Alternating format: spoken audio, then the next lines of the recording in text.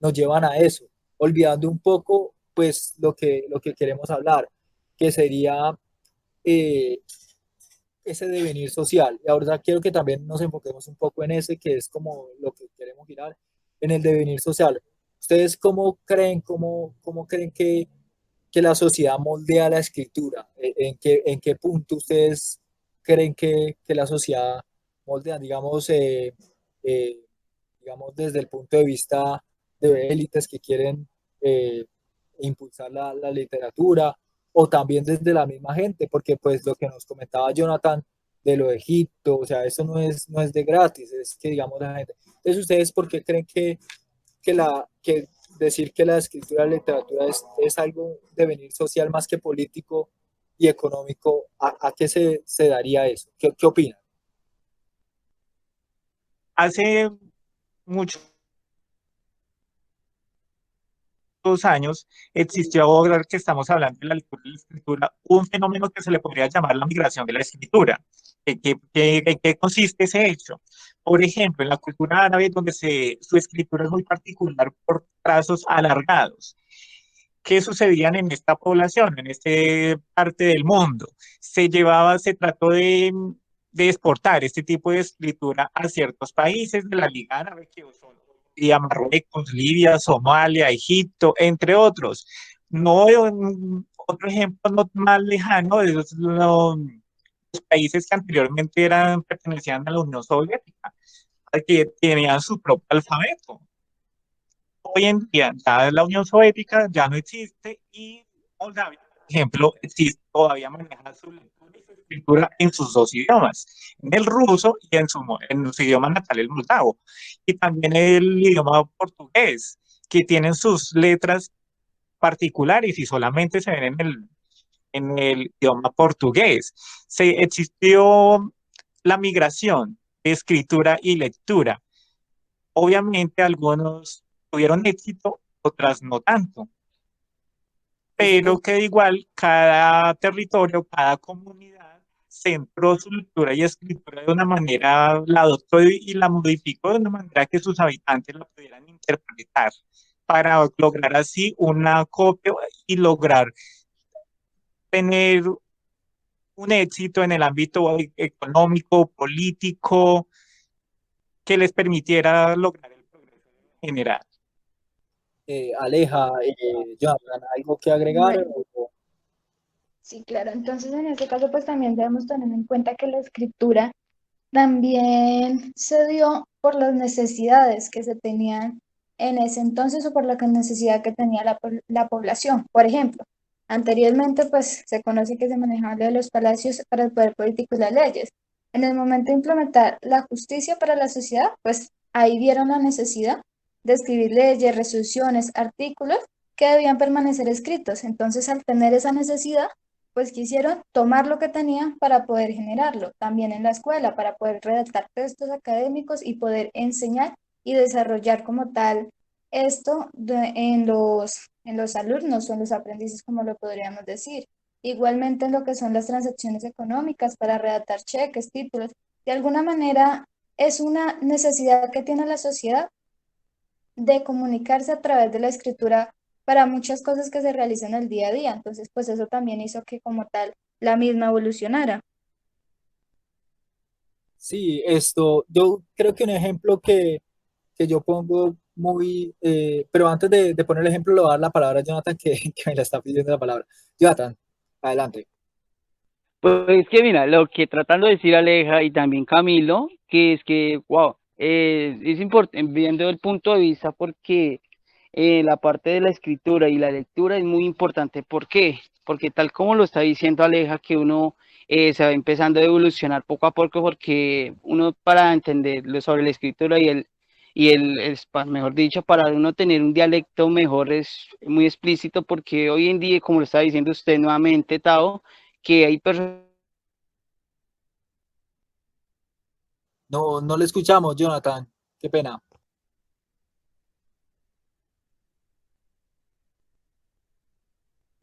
Jonathan. Enseñaron a interactuar, si me trata de entender, no le enseñaron cómo es la escritura.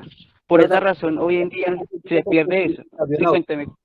Se te cayó el audio, devuelve ¿Cómo? tu quedamos donde decías que era importante, que porque como señalaba Camilo y Aleja, ahí quedamos, qué pena.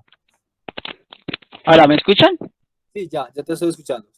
Listo. Bueno, como te le comentaba, es que claro, como que le digo, es que la parte de la escritura es muy importante para poder enseñar o dialogar, muy bien dicho, para poder interactuar bien esa escritura y poder tener un avance muy diálogo, mejor dicho, pero como le digo, en la antigüedad, porque hay mayoría de, como lo estaba diciendo usted, Tao, que hay mayoría de personas o en la antigüedad que no tenían esa capacidad como en estos instantes hay para poder interactuar bien con las personas y no habían buenos docentes como lo estamos en este instante que se está evolucionando esa escritura que es sorprendente para tener un buen diálogo porque como le digo ahorita como hay diferentes abuelos, niños que no les gusta leer, no saben interactuar con las demás personas o no tienen esa escritura, mejor dicho, no saben escribir y por esa razón es la más principal de todo este diálogo es tener una buena escritura y un buen diálogo para tener una buena conversación con las demás personas.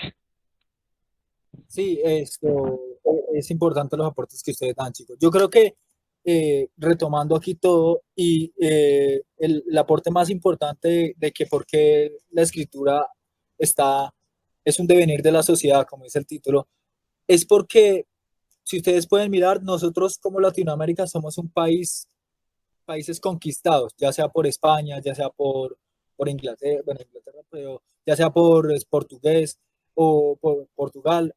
Y aún así, a pesar de que somos países conquistados, hemos desarrollado por medio de nuestras costumbres, de nuestra sociedad, eso que llamarían en la historia como esa idiosincrasia de la escritura y de la lectura.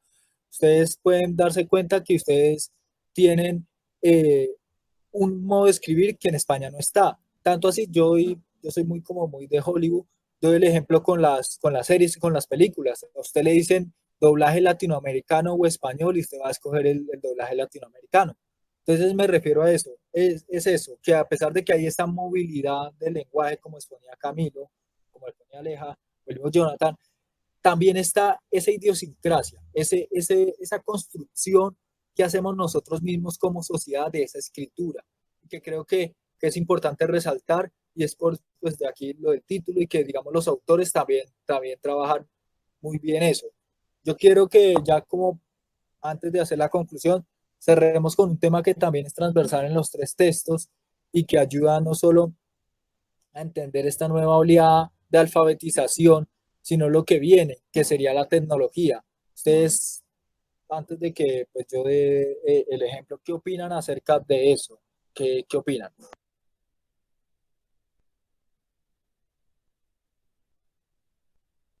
Estamos en un mundo de constante cambio.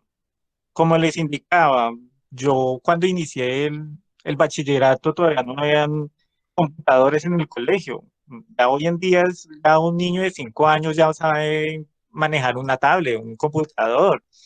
Igual estamos en un mundo total de cambio constante y esto implica cambios en la sociedad, cambios en el sistema educativo, en la escritura, en la lectura. Y debemos estar prestos y atentos a esos cambios y someternos a esos cambios para también vernos en nuestro crecimiento personal y en sociedad también. Esto sí, yo creo que es importante resaltar eso. Y no solo en ese punto, también hay que resaltar que también tenemos que mirar las formas de lectura de otra manera, porque ahorita nos estamos volviendo muy iconográficos, que el emoji, que el emoticón, que la aplicación, digamos, hay niños que no saben leer, pero usted dice, pero ¿cómo hace para manejar una tablet o un celular o un televisor? Pues ellos se vuelven de imágenes, digamos, ellos ya saben que la casita es menú, ellos ya saben que el botoncito rojo con la flechita es YouTube. Entonces, si me hago entender, nos estamos volviendo también muy de, de leer de iconos. Entonces yo creo que también en ese punto la tecnología ha cambiado mucho. Aleja, Camilo, ¿tienen algo que aportar respecto a este tema?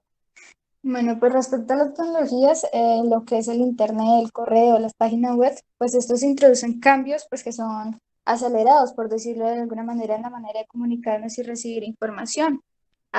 También debemos tener en cuenta que una persona o un niño que nace ahora en día, o que nació desde que empezó a tener como avance la tecnología, pues crece de una manera diferente a como lo hizo una persona que la tecnología la vino a ver hace muy poco, es decir, cuando ya estaba bastante mayor. Entonces, eso también tiene como un cambio en la persona porque les es más fácil para ellos aprender. Al igual, la tecnología hace que ahora uno o muchas personas ya no tengan la necesidad de comprar un libro, sino que lo pueden buscar en PDF, lo pueden descargar, entre otros.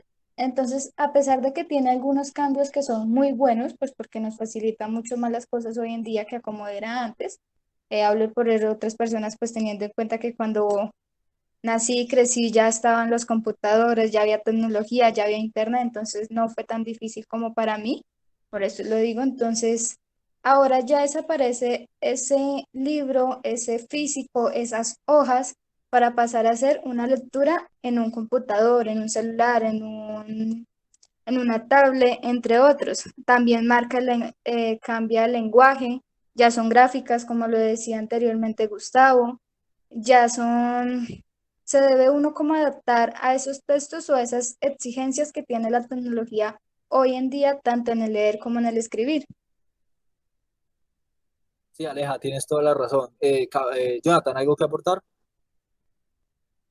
Pues mira, referente de eso, como lo está diciéndole usted, Tao y también Camilo, es que ahorita como en la época bueno, antes de que existiera la tecnología, uno le tocaba, mejor dicho, ir a bibliotecas o mejor dicho, ir donde con los compañeros para interactuar o tener una buena escritura, como se dice, leer libros, no como ahorita, en especial que mi primo, que se actualizó, como se dice, en esta época como está la tecnología avanzada, es que ya lo tiene como muy fácil y como lo dice usted, como ya sé, no es necesario que el niño o cualquier estudiante no sepa leer, pero ya se guía con los emojiticos o con la parte de las páginas web que ya es una información muy avanzada que la pueden buscar en ligerito. Entonces, un ejemplo, por casualidad, el estudiante necesita con cualquier persona buscar una parte de la biografía. La información le sale en segundos porque ya tiene toda esa información la tecnología. En cambio, usted póngase a buscar en unos libros,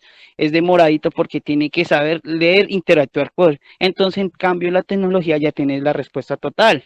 Entonces ya no es, como se dice, ya están dejando los libros por aparte por la tecnología, con lo que estamos avanzando. Sí, claro, Jonathan y demás chicos tienen razón en ese punto. Y tenemos que tener en cuenta lo siguiente, chicos. Y no solo lo digo desde mi punto de vista personal, sino que también se ve en esa preocupación de los autores por abordar esas nuevas tecnologías. Tenemos que tener en cuenta que estamos estudiando una pedagogía, tenemos que tener en cuenta que las tecnologías llegaron para quedarse. No debemos ir en contra de ellas, sino saberlas utilizar para el aprendizaje.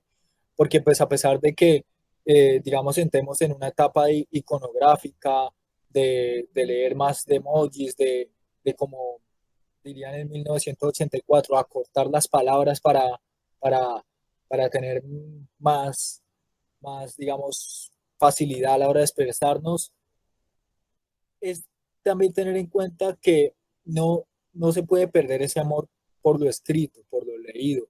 Ya no importa si es a través de una pantalla o a través desde para los más, eh, digamos, los longevos, desde lo físico, desde el libro, ese tipo de cosas es importante. Yo vengo también a citarles un ejemplo que les había comentado antes de empezar aquí el podcast, que era lo de esta película de Her, que es una película que todo el mundo está conectado a sus celulares, pero ya no es ni leyendo, es escuchando a alguien que les diga, está tal noticia y dice la noticia esto, esto y esto. O sea, se ha llegado a ese mínimo de expresión de la lectura, que es lo que usted escuchó y lo que usted interpreta.